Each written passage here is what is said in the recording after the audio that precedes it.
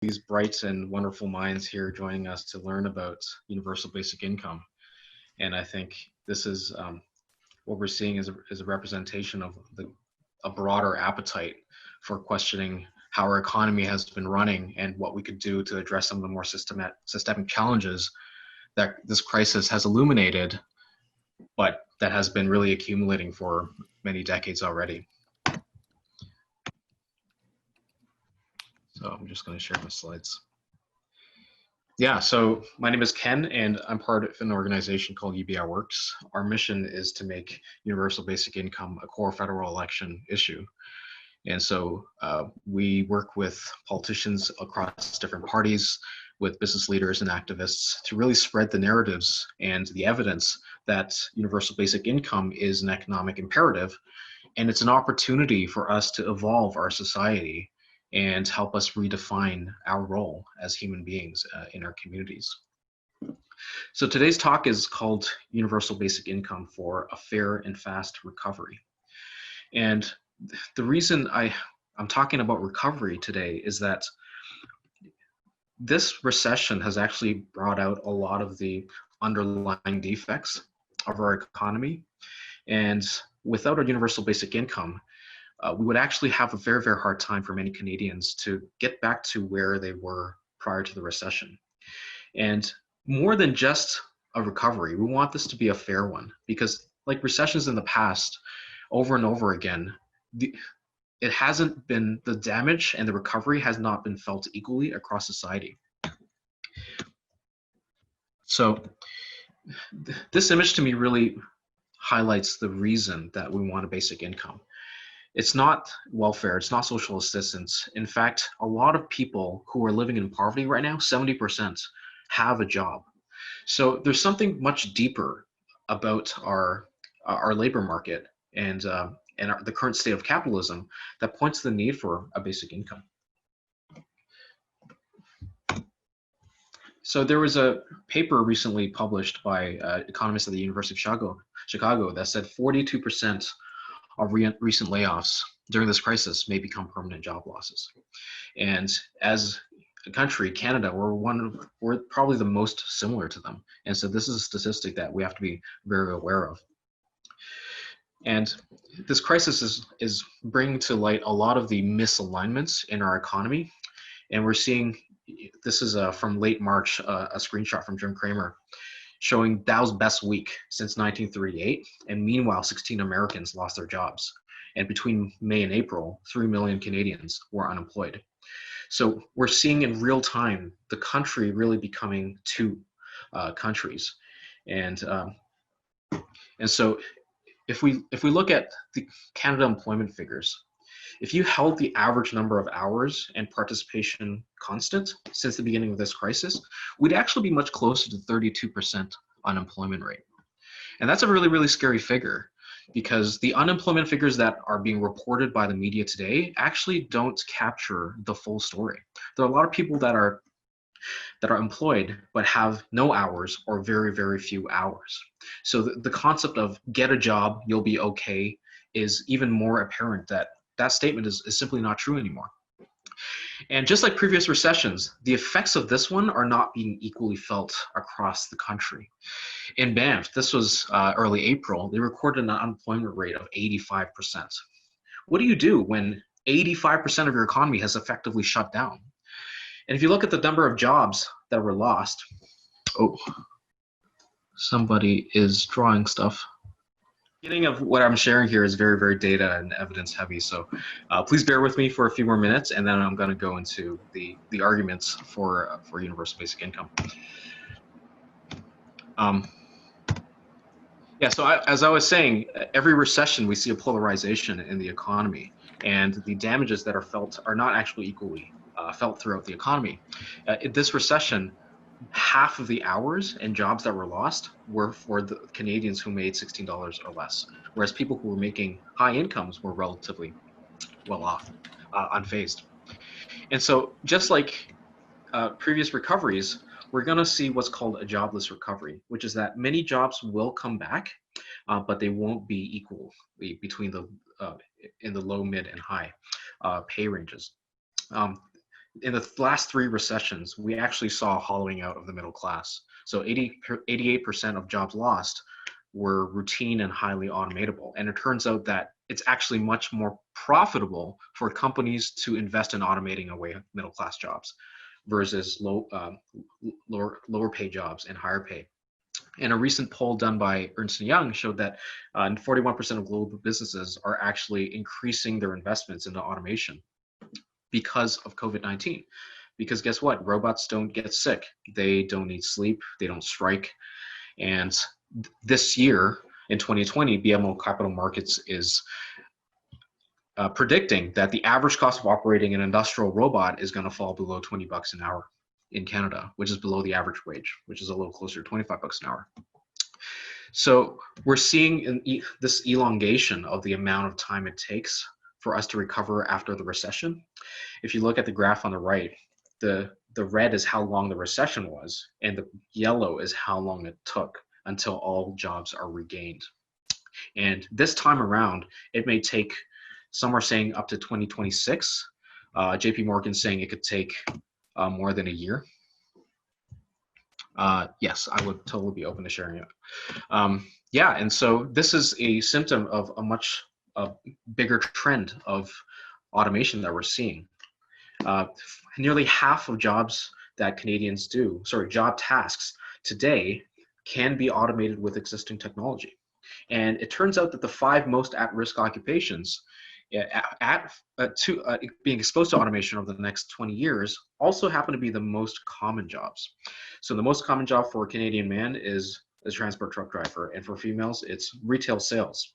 And many of what happens when you have 300,000 truck drivers over the next 10 to 20 years that are suddenly displaced with a much cheaper and much more effective alternative. And the same you see today with sales. A lot of brick and mortar stores are closing one by one. Even major companies like Microsoft are shutting down every single physical location in Canada.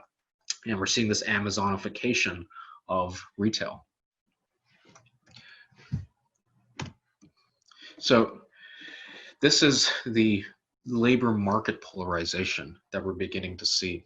Over the last 40 years, we've seen this is true across Canada and the States as well, in many developed countries, is that more and more jobs that are being created are low pay and high pay, and they're leaving the middle class. So I'm not necessarily scared that there will be a future with no jobs. It's much more likely that we'll have a future where the only jobs accessible to most Canadians are going to be very low pay and low quality. These charts are the same data from the picture before with the dumbbells, showing that we're seeing this drop in medium pay jobs and a rise in low pay and higher pay. And if you look at the share of Canadians that are actually working low pay jobs in Canada, it's been rising for decades already. And the quality of jobs has been dropping, and then more and more jobs are being created in low-paying industries. So we need to understand that for more and more Canadians, a job is no longer a guarantee of economic security. In fact, many people who are living below the poverty line actually work multiple jobs. And just to highlight why this has happened, there's an event in the early 70s called the Great Decoupling. And before that, we saw actually labor productivity and wages rise together. And this was, some call it the golden age of capitalism after World War II, when businesses and their owners were finding ways to make the business more productive. Their workers also benefit from that. But then around the early 1970s, when mainframe computers started becoming very common, we started to see this decoupling between productivity and wages. And as companies started getting very, very much more productive, workers were being left behind, and we saw this stagnation. And this has been happening for decades already. This data is for Canada. If you look at the American data, it's actually much more drastic. And as a result, the labor share of income that's going to workers, this is the total, you take all of the GDP in Canada and you figure out how much of that money being made is actually going to workers. Also, all the national income is going to workers. You actually see this downtrend over the last number of decades. And it turns out that automation is a big factor in this declining share of income. This is the labor share of income for the US, and the San Francisco Bureau,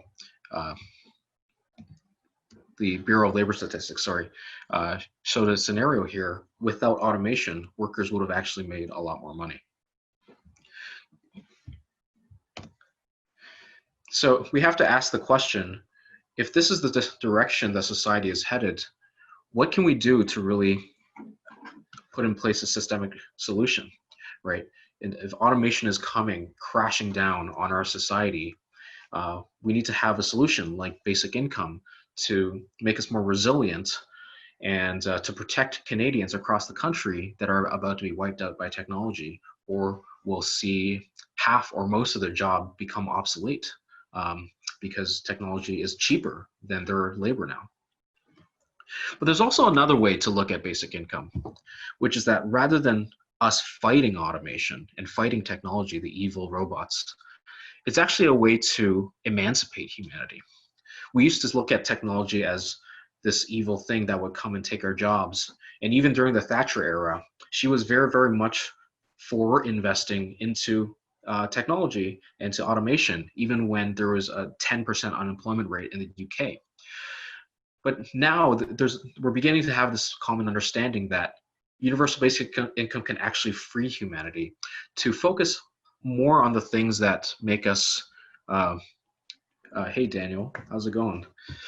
That actually allow us to focus more on the things that make us human, and in some ways move us up the Maslow's hierarchy of needs and focus on more human priorities.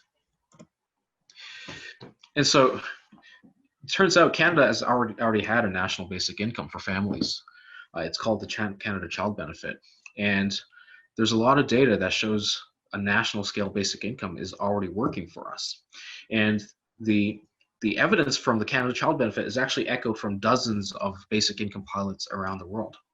So in 2019, UBI Works commissioned a study on the economic impacts of the CCB, and it showed that it's contributing almost the size of Nova Scotia's economy to Canada every single year. And it's contributing 453,000 full-time equivalent jobs a year. And it's doing wonders to keep children and families out of poverty, and it's also growing the middle class. So we already have a national basic income, and there's a wealth of data right now to show us what happens when you put money directly into the hands of families. And it's really, really good in stimulating the economy, which is exactly what we need right now when 2/3 of our economy is actually being driven by consumer spending. So every $1 that is spent in the Canada Child Benefit drives $2 of economic growth, and more than half of it is recouped back in economic activity. And there's actually a predecessor of this called the Family Allowance, which was introduced in 1945 after the Second World War to stave off economic recession. So this is proof that a universal basic income would work to help stimulate the economy, especially during this dire time. And what's really interesting about basic income is that it's actually gotten support across the political spectrum. Members of every single party have supported this, and senators as well. So this is a quote from Hugh Segal, who is the chief of staff to the former Prime Minister Brian Mulroney. And we took this quote from a speech he gave at the Basic Income March that UBI Works helped organize back in October. And one of his main talking points is that when you put money into the hands of everyday Canadians, it allows them, they spend it right back into the community. It allows them to generate liquidity and to be in the marketplace themselves. And this is a talking point that is very relevant to what conservative thinkers believe in. And if you go to the Liberal Party, here's John McKay, MP for Scarborough-Guildwood, who actually referenced the Canada Child Benefit Report during a House of Commons speech, and he said almost the same thing as the Conservative Senator Hugh Segal. He said the child benefit acts as a guaranteed minimum income that gives the greatest stimulus. There's actually an argument to be made that this is the highest and the best use of our taxpayer dollars. So during this recession, we've actually seen a mainstream spotlight being put on the urgency for UBI. In mid-March, right after the lockdown, UBI Works put out a petition for an emergency basic income of $1,000 a month for every Canadian for the duration of the crisis. And we achieved more than 30,000 emails and signatures to every single MP. And shortly after, the Canadian government announced the SERB, which has basic income-like measures, but there's a catch to it. So from day one, the SERB actually left out 1/3 of unemployed Canadians. That's almost 1 million Canadians. And I did some research and found out that the median gig worker's income in 2016 was $4,300, which is actually less than the $5,000 you needed to make in 2019 to qualify for the SERB. And this is what blows my mind. An estimated 47,000 Canadians who actually should be getting the SERB payments are not getting it because they didn't even know about it, right? So imagine you're in that situation. So it's very sad, and this is another a big reason why we need to have a basic income that has no conditions tied to it, so that we make sure nobody is actually falling through the cracks. And so what we're seeing right now is from the NDPs and the Conservatives are focusing a lot on how the SERB is actually punishing Canadians. Especially, it's presenting a work incentive sort of like a welfare trap, whereas with universal basic income, it would always leave you better off. So, for example, if you look at NDPs and the Conservatives and how they want to modify the SERB, you're seeing them criticize the Liberal government's rollout of it in different ways. The NDP, for example, have been pushing to move the income ceiling up. When the SERB was first announced, if you made $1, you would have been disqualified from receiving the SERB. So imagine how big of a disincentive that would have been. So the NDPs were largely responsible for pushing that income ceiling up so that you can make up to $1,000. And all this time, they've been pushing to remove all the conditions and make it a universal basic income as well. On the other hand, the Conservatives recently announced a back to work proposal, which actually phases out the SERB so that you don't immediately become disqualified for it if you make more than $1,001. And they're actually proposing to add to the SERB a clawback that is sort of similar to what was tried in the Ontario Basic Income Pilot. And so this makes it look a lot more like a basic income guarantee, even though it's short term. So it's very, very interesting that now we see this multi-party push to modify the SERB. The NDPs are pushing to make it a UBI, and the Conservatives are pushing to turn it into something like a basic income guarantee. And something that's really interesting I found was that the world is looking at the SERB as a win in Canada, and whereas a lot of Canadians actually don't see it this way. When the SERB was announced back in March, Andrew Yang was one of the first to really publicize it globally. And he said, and for those who don't know, Andrew Yang is a former US Democratic presidential candidate who was running on a freedom dividend of $1,000 a month for every American. And he was tweeting about this, and a lot of Americans, like Scott Sands, were tweeting about this, saying that this is a big win for the basic income community. But here at home, it's just like you know the flaws of your own family much better. We're still poking at the failures of this. So we, in terms of how a basic income would actually help our social activism and help rebuild our economy, there's a lot of evidence that basic income would unlock an entirely new class of entrepreneurs in Canada.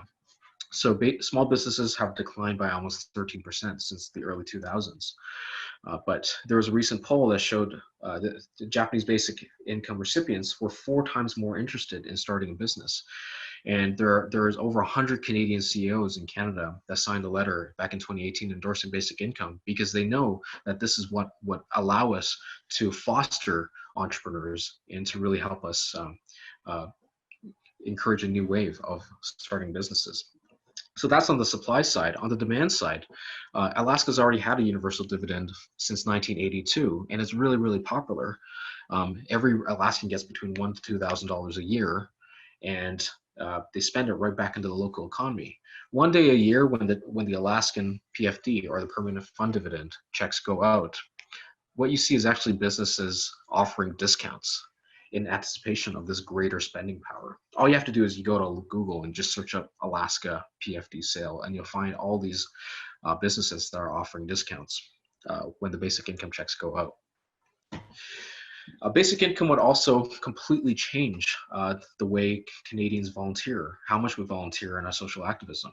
So from a report in 2016 by the University of Waterloo, we found out that volunteering has dropped 30% between 1998 and 2013.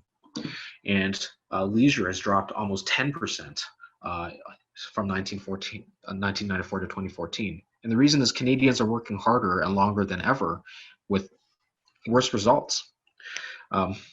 Whereas McMaster University surveyed several hundred Ontario basic income recipients, and half of them, 48%, said they actually volunteered more frequently.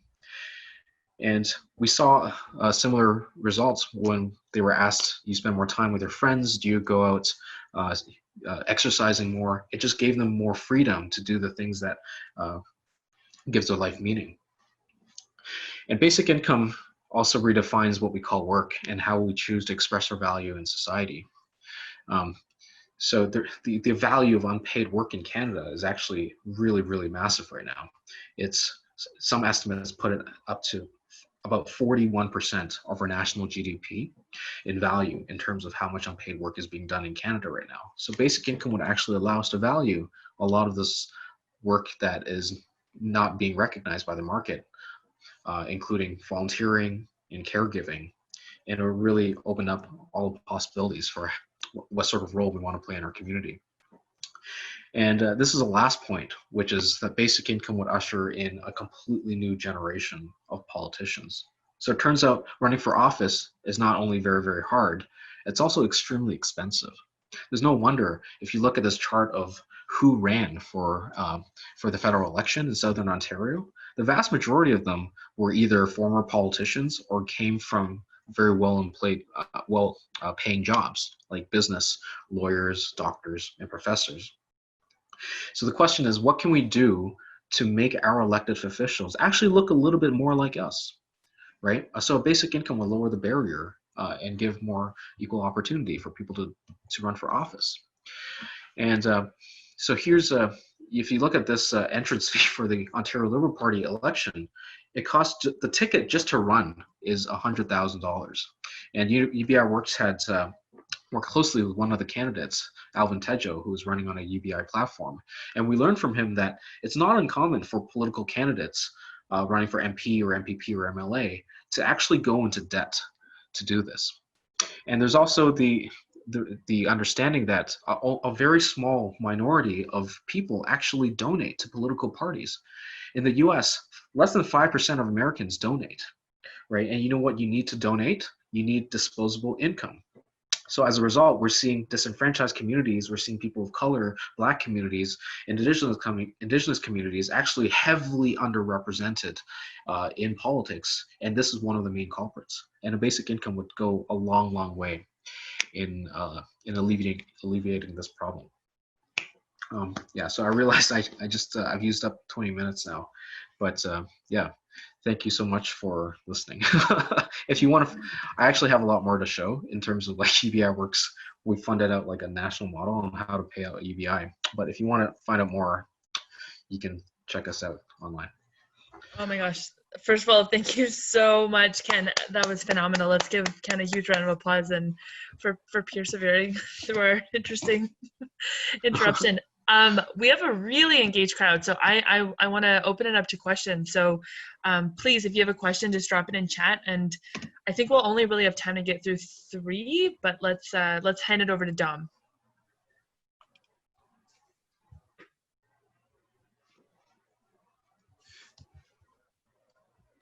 Okay, would you? Dom? Do you want to? unmute yourself?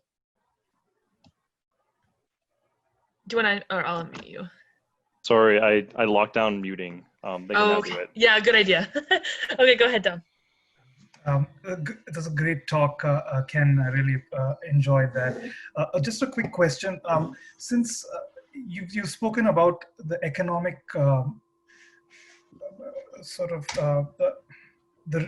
great reasons why we should implement universal basic income. Perhaps we should also look into universal basic income being a right, because if you look at all these AI ML models, they're all based, like a lot of the automation being driven today is being driven by data that is being sourced from the public. So each time say I go to Google, like every time I click a particular result on Google, I'm actually helping training the algorithm.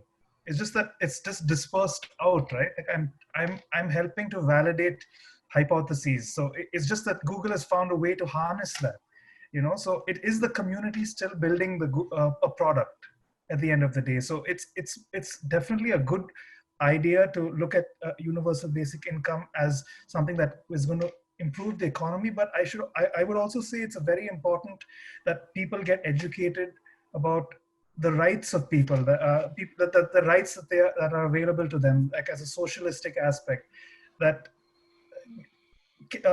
organizations cannot own this particular material because it is sourced by the community in some way. So in that case, large companies that are driven by data should definitely pay out to the government. Maybe, I don't know how they're going to do it, but maybe higher taxation on AI products or AI-based services, so that these kind of things should be driven. So I'd like to know your opinion on this particular point.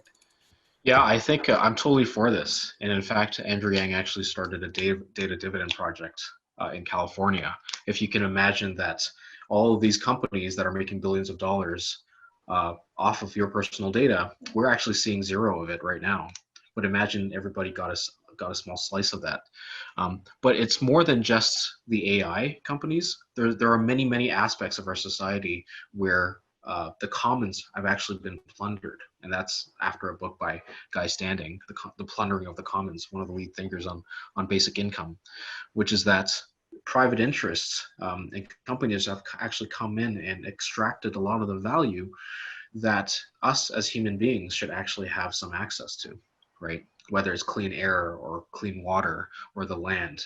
Thomas Paine, one of the fathers of the American Revolution, actually was for a citizen's dividend as a way to pay back to the workers for their loss of access to the land, right?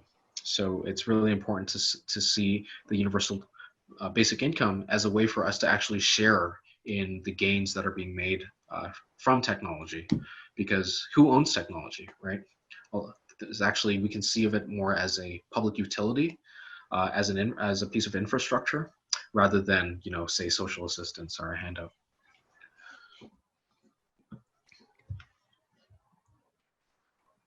That's great. I think we had a question from Peter asking about if you have any ideas on how funding is coming from, or where funding is coming from. Yes, yeah. That's a great question. Can you guys still see this? Mm-hmm. Actually, I'm going to exit my slideshow and just go back to my screen. Yeah, so this is not done yet. It's still a work in progress, but it's a new campaign that UBI Works has been working on for recovery universal basic income. And one of the aspects of this is actually probably the most time we spent on this project is how to pay for it exactly, because that's very often the most common concern. And for people who especially are not who are just hearing about UBI, one of the first questions they ask is are my taxes going to go up? Am I going to be worse off? So we actually found a way to pay for it that 3 to 5 times over. That is, and most of these ways to pay for it actually do not involve raising personal income taxes. So we're actually, I didn't have time to get to this, but UBI Works is actually proposing a a hybrid model of a guaranteed minimum income plus a dividend. And these two things actually solve different problems. The red part you see here is the guaranteed minimum income. This is very similar to what the SERB is and how the Ontario Basic Income Pilot was designed. And so the purpose of the red here is to solve poverty. And the blue here is a flat universal dividend that goes to everybody.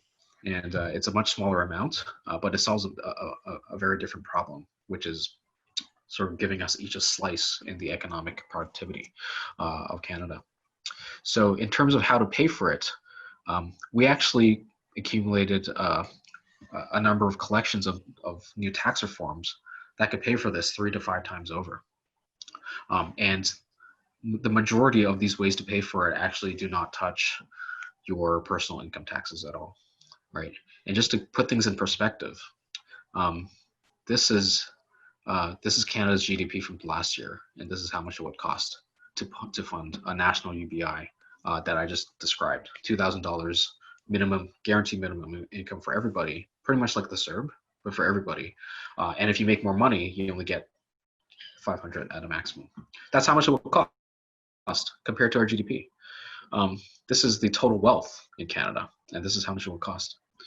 And in terms of, this is, the Bank of Canada is expected to spend 9% of our GDP this year on just asset purchases through quantitative easing. So what if we spent that money on bailing out the people instead?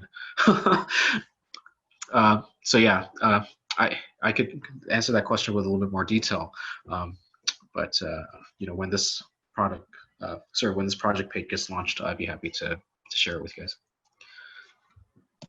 Oh, that's so fascinating. I think I'm going to wrap up now, but you did say you'd be able to share your slides with us. Yeah. Okay, and we'll have to find a way to meaningfully share it.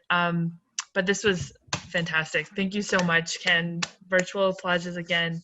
This is great. Yeah. So Ken, maybe Delaney can get it off you, and Delaney can sort of help us disseminate your deck. That was wonderful. Thank you. Thank you for having me. That's great. Okay. So I'm just gonna finish up and really give this community an opportunity to share announcements and anything that's on the go. So just give me a sec.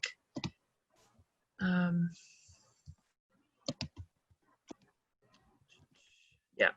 Okay. So great. Thank you again. Okay. So we're always